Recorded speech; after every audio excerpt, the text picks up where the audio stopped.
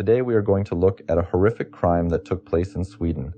A girl's head was found in a traveling suitcase, separated from her body. The girl's name was Wilma Andersson, and she was only 17 years old. Her mother Linda describes her as a beautiful girl, full of life and dreams. She was sociable and had many friends with whom she spent her free time. Wilma was an active Facebook user and often posted her photos there. It is worth noting that the girl was very fond of being photographed. She was quite a creative and interesting person. Who and why so brutally killed a young girl? What was the motive? And most importantly, will the murderer suffer a fair punishment? We will talk about all this right now.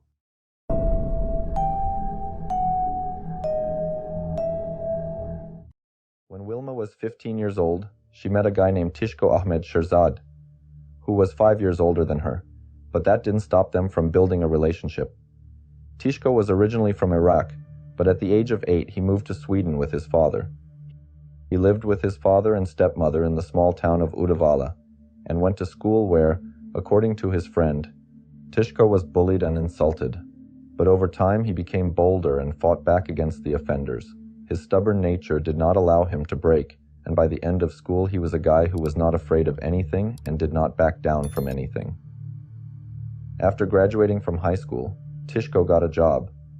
In 2014 he received Swedish citizenship. As for Wilma, she lived with her sister Emily. Her mother Linda and father Marcus were divorced. There were rumors that there were problems in her family that led to the fact that Wilma could not live with her father, and her mother did not allow the girl to stay with them, but was directly involved in her daughter's life. When Linda found out that her daughter was dating a 20-year-old boy, she was very concerned, but at the same time she fully trusted her daughter and accepted her choice. When Wilma and Tishko started living together in 2018, renting a house in Uddevalla, everything started out perfectly for the young couple. But unfortunately, it didn't last long. Over time, Tishko began to control Wilma, and Linda recalls how much. Her daughter's behavior changed over the last 2 years she lived with her boyfriend. Wilma often told her sister Emily about the relationship between her and Tishko. On November 14, 2019, Wilma once again spoke with her sister on the phone. Then she admitted that she was not satisfied with the relationship with her boyfriend, and she wanted to end it, so she came to his house to get her things and break off the relationship. Wilma complained that she was tired of being controlled by the boyfriend all the time, and did not like the fact that Tishko told her what to wear, where to go, who to be friends with, what kind of makeup to wear. It was all decided by her boyfriend. It turned out that Tishko was very rude and behaved in an insulting way towards Wilma. At this time, Tishko returned from work, and the girl told her sister that she had to leave and was ending the conversation. Later, Emily tried to call her sister back, but she did not pick up the phone. On November 15th, Wilma had an appointment with a dentist, but she never showed up. 2 days later, on November 17th, the girl's parents came to the house where their daughter lived with Tishko. They had to knock on the door for a long time and wait for him to open the door, and when Tishko finally opened it, Linda asked if Wilma was home, and if not, where she had gone. The guy seemed a little agitated. Maybe he was under the influence of drugs and was not in the mood to talk. But parent was not going to leave without getting answers to their questions. When they started to ask persistently where their daughter was, Tishko reluctantly replied that the relationship he had with Wilma was broken. She had packed all her things and left, also adding that he was not going to communicate with her in the near future. After talking to the not quite adequate Tishka, the girl's parents went inside the house. In the living room, the conversation continued, and Tishko said that he had returned home that evening around 5 p.m., and as soon as he crossed the threshold, he and Wilma had a big argument, which led to Wilma taking her things and then left the house. Wilma's parents were immediately worried, but later decided that the relationship between their daughter and Tishka would be restored, blaming it on the hot temper of both sides, realizing that this was not the first and not the last quarrel. Meanwhile, Emily created a post on Facebook asking if anyone had seen her sister. She explained that her sister hadn't been in touch since Thursday, and she and her parents were getting increasingly worried. Emily also described her sister, writing that she is 168 centimeters tall, has dark hair with blonde strands. Emily noted that this behavior is unusual for Wilma, as they have always been in touch. The sister asked everyone to support her in finding Wilma. A few days later, the parents filed a report with the police, and Wilma Andersson was now officially reported missing. The police started working to find out who was the last friend or relative to contact the girl or seen her. A search team was created, involving sniffer dogs, helicopters, detectives, and of course, all concerned people.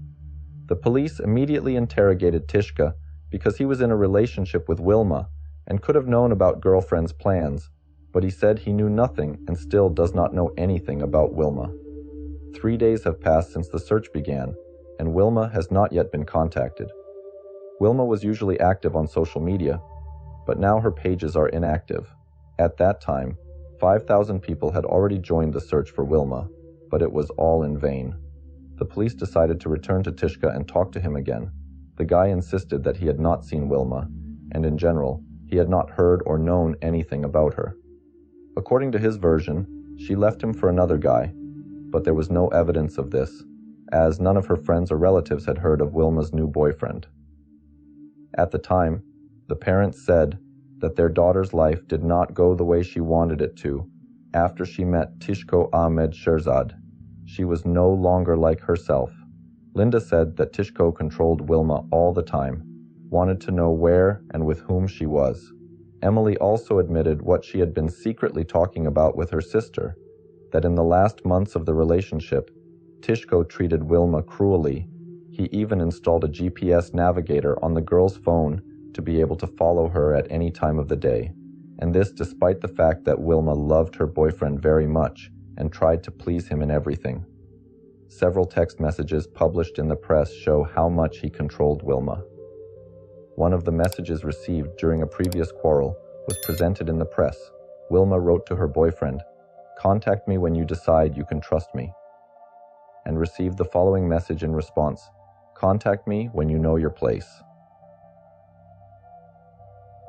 Based on the available facts, the police decided to investigate Tishko's recent movements. He insisted that he had not left home since he returned from work around 17 hours that day, but the police had been tracking his movements using GPS since November 14th, the day Wilma last spoke to Emily on the phone. First, the man was spotted on the surveillance cameras of the supermarket on November 14th at about 2:30 p.m. He was returning from work. After 6 p.m., the neighbors heard a loud argument between Wilma and Tishko. Despite the fact that everyone was used to the young couple's regular quarrels, this time the argument was louder and longer than usual.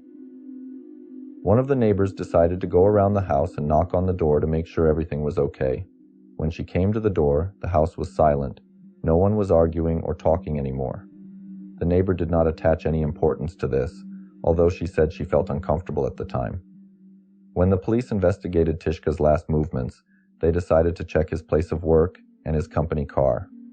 The GPS navigator showed that the guy drove to work from November 14 to 18. While in the car, Tishko would call clients and then visit them during the working day, but he often stopped by his home. The police also found out that on the day of the argument, Tishko left the house around 18:30. The guy was seen by a motorcyclist passing on the highway. The same evening, the police picked Tishko up and took him home, asking him why he was wandering along the highway, to which Tishko replied, "I was planning to take the train, but then I decided to walk." This case was not included in the investigation report, as the police had no reason to consider Tishko a suspect. As a result, Tishko Ahmed Sherzad was arrested on November 19, 2019. After a thorough search of his house, investigators found Wilma's bag and coat. The girl's mother stated that Wilma would not have gone anywhere without her bag, and the fact that the coat was left on the coat rack also raised suspicions among the police, as it was already cold outside and it would have been unwise to go outside without outerwear. In addition, during the search, investigators noticed deep scratches on Tishko's forearms. When the criminologists started working with luminol, they found large bloodstains on the floor. Moving from room to room with the help of luminol, investigators found traces of blood in all rooms. When they got to the bed, it also glowed with luminol, showing the clear contours of the body. Experts found remnants of muscle tissue on the kitchen knife and on the wall in the living room.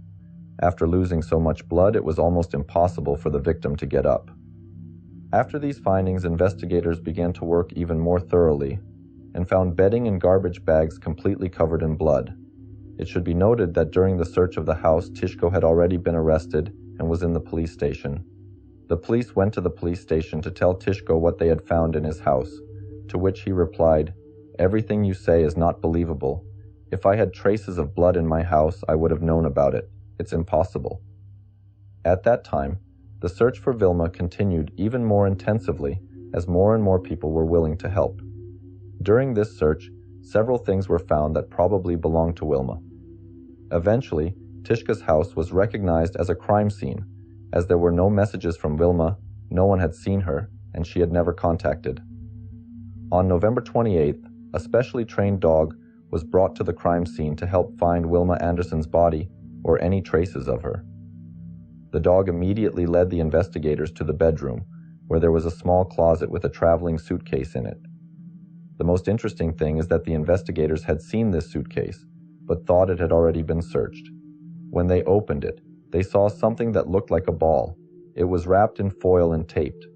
After sending it for detailed examination, it was found to be the head of Wilma Andersson. On the foil and tape, investigators found fingerprints that belonged to Tishko.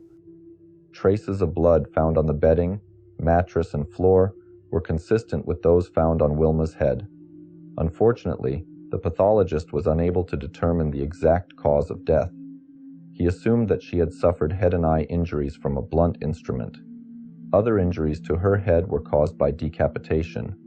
Wilma's family has had to relive the horrific details of what happened to her. Wilma Andersson was killed in the living room when she received a very strong blow to the head. The official cause of death has not been established, but the police believe that this is why she died.